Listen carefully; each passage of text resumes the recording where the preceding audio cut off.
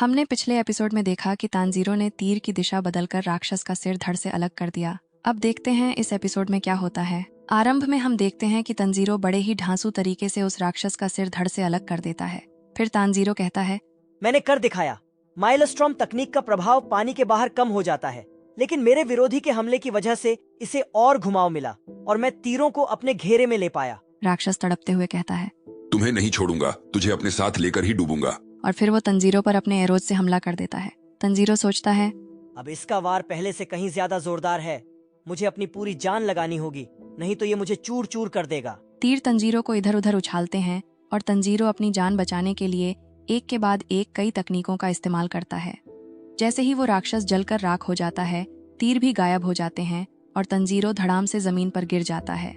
हम देखते हैं कि तानजीरो की कई हड्डियां टूट गई हैं, यहाँ तक कि तलवार उठाना भी मुश्किल हो गया है। लेकिन तानजीरो हार नहीं मानता और कहता है, अब बस एक राक्षस रह गया है, मुझे हिम्मत रखनी होगी। और अपने मुंह से तलवार उठाकर फिर से खड़ा हो जाता है। दूसरी तरफ हम देखते हैं कि राक्षसी युशिरो पर अपनी बॉल से हमला कर देती है, लेकिन जैसे ही बॉल युशिरो को हिट करने वाली होती है, सही वक्त पर नेजुको आकर उसे बचा लेती है और फिर शुरू होता है एक फुटबॉल मैच।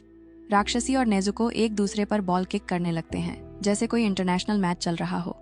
ये देखकर युशिरो की आंखें फटी रह जाती हैं। तब तमायो कहती है, ये सब नेजुको की ताकत है, वो बिना इंसानी खून के इतनी ताकतवर है। फिर राक्षस लड़की हंसते हुए कहती है, तुम काफी मजेदार हो नटखट लड़की। इस बार मैं पूरी ताकत से तुम्हारे खिलाफ जाऊंगी। देखते हैं तुम कितनी देर तक टिक पाती हो। अब हम देखते हैं कि तमायो अपनी जादुई शक्तियों का इस्तेमाल करती है, जिससे वह किसी के भी दिमाग को कमजोर कर सकती है। वह राक्षसी से पूछती है, तुम्हें पता है कि मुजान असल में क्या है? और फिर बताती है कि मुजान को सबसे बड़ा डर यही है कि बाकी राक्षस मिलकर उसे न मार दें, इसलिए कोई भी राक्षस आपस में जुड़ता नहीं है। राक्षसी कहती है, ऐसा नहीं है, मुजान जैसा ताकतवर कोई नहीं है। तब तमायो कहती है, सच सुनकर डर गई ना? फिर हम देखते हैं कि तमायो का जादू सक्रिय हो जाता है, जिससे वह अपने लक्ष्य के दिमागी कार्य को कमजोर कर सकती है और वह व्यक्ति झूठ बोलने या राज रखने में असमर्थ हो जाता है।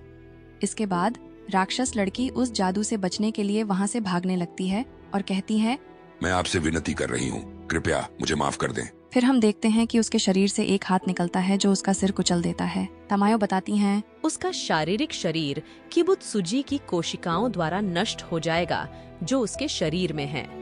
सामान्यतः राक्षसों के बीच की लड़ाइयाँ व्यर्थ होती हैं। फिर तमायो तानजीरो से कहती हैं, वह अपर मून डीमन में से एक नहीं थी।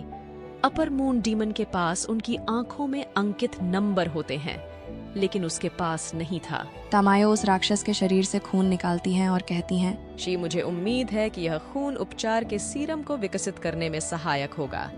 अब तमायो सभी को बताती है कि नेजुको घायल है और उसे दवाई की जरूरत है। उसके बाद वे नेजुको को दवाई देने के लिए जाते हैं। फिर तानजीरो उस राक्षसी से कहता है, तुमने कितने ही इंसानों को मारकर खाया, पर जब तुम्हारी मौत आई तो तुम्हारी हड्डियां भी नहीं बची। तुम्हारी मौत का कारण वही बना जिसे तुम फॉलो करती थी। मुजान, तुम सच में एक राक्षस हो। तानजीरो बाकी लोगों को ढूंढते हुए बेसमेंट में पहुंचता है और सबको सुरक्षित पाकर खुश होता है।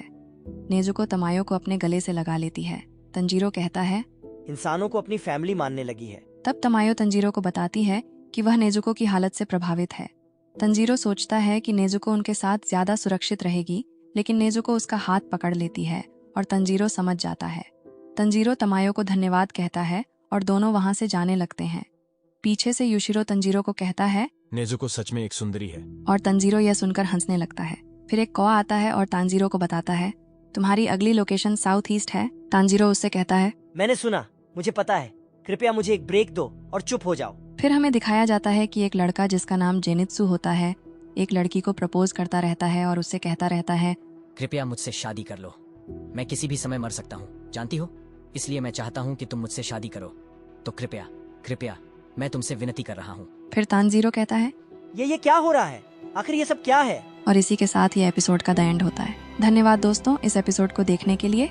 अगर आपको यह वीडियो पसंद आया हो तो इसे लाइक करना ना भूलें, और अगर आप नए हैं तो सब्सक्राइब करें हमारे चैनल को, ताकि आप कोई भी नया एपिसोड मिस ना करें। बेल आइकन को भी दबा दें ताकि आपको हर नए वीडियो की नोटिफिकेशन मिल सके। और हाँ, स्क्रीन पर दिख रहे वीडियो पर क्लिक करके आप अगले एपिसोड को भी देख सकते हैं। मिलते हैं अगले वीडियो में, तब तक के लिए खुश रहें, सुरक्षित रहें और अपने पसंदीदा शो का आनंद लेते रहें।